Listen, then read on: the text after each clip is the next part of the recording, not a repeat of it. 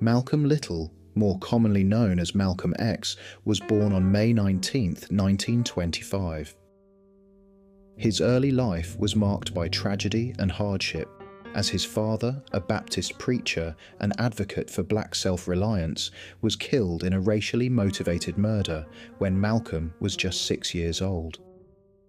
Following this traumatic event, his mother experienced a mental breakdown, and Malcolm, along with his siblings, were placed into foster care.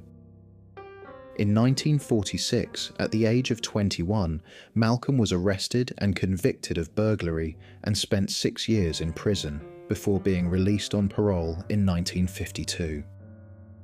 While incarcerated, he encountered the teachings of the Nation of Islam, a religious movement that adopted many traditional Muslim principles but also promoted black nationalism. The Nation of Islam taught that white Americans systematically oppressed black people and that black Americans should work towards establishing their own separate state.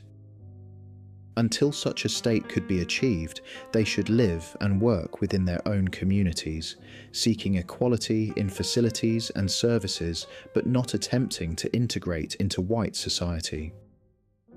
Upon converting to the Nation of Islam, Malcolm rejected the surname Little, which he saw as a remnant of slavery, and adopted X to represent the unknown name of his African ancestors.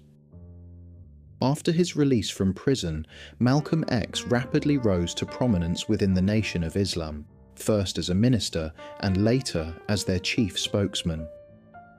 He became known for his intelligence, powerful oratory, and his uncompromising stance on racial justice.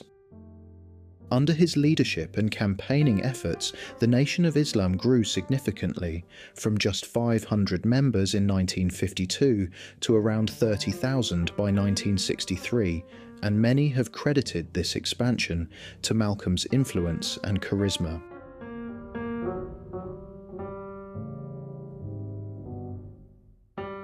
Malcolm X took a markedly different approach to Martin Luther King and was critical of the non-violent direct action strategies that characterized the mainstream civil rights movement, openly rejecting the idea that black people should turn the other cheek when confronted with violence from white aggressors. Legal changes such as the Civil Rights Act of 1964 and the Voting Rights Act of 1965 failed to bring immediate improvements to the lives of black Americans, especially in urban ghettos. Therefore, the message of Malcolm X gave a voice to the growing disillusionment within black communities. He argued that true racial equality had not been achieved and that white Americans, no matter how seemingly supportive, would continue to view black people as inferior. Malcolm X also criticized civil rights leaders who sought alliances with white Americans, believing that cooperation could never yield real freedom or equality. His rhetoric resonated particularly with young black men in impoverished inner-city areas who felt increasingly angry and alienated by the slow pace of progress. In 1964, Malcolm X left the Nation of Islam due to growing ideological differences and hostility towards his evolving views. Founding a new religious organization known as the Muslim Mosque Incorporated, he soon made a pilgrimage to Mecca, which impacted him profoundly. For the first time, Malcolm experienced a global Muslim community that was united across racial lines. When he returned to the United States, his views had shifted, and he began to believe that cooperation between black and white people was possible and even necessary. Malcolm X founded the Organization of Afro-American Unity, which was now willing to collaborate with other civil rights groups and held discussions with members of the SNCC. He also opened discussions with civil rights organizations that included white members such as CORE.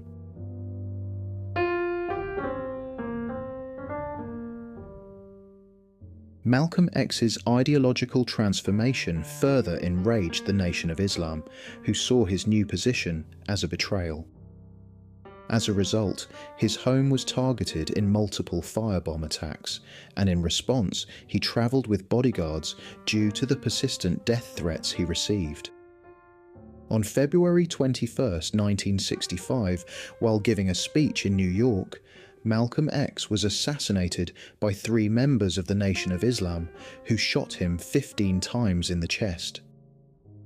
Over 15,000 people attended his funeral, underscoring his impact and legacy in the campaign for civil rights. After his death, public attention often focused more on Malcolm's earlier, more militant views, rather than the more inclusive stance he adopted in later life. Nevertheless, his criticisms of nonviolence and integration found a growing audience.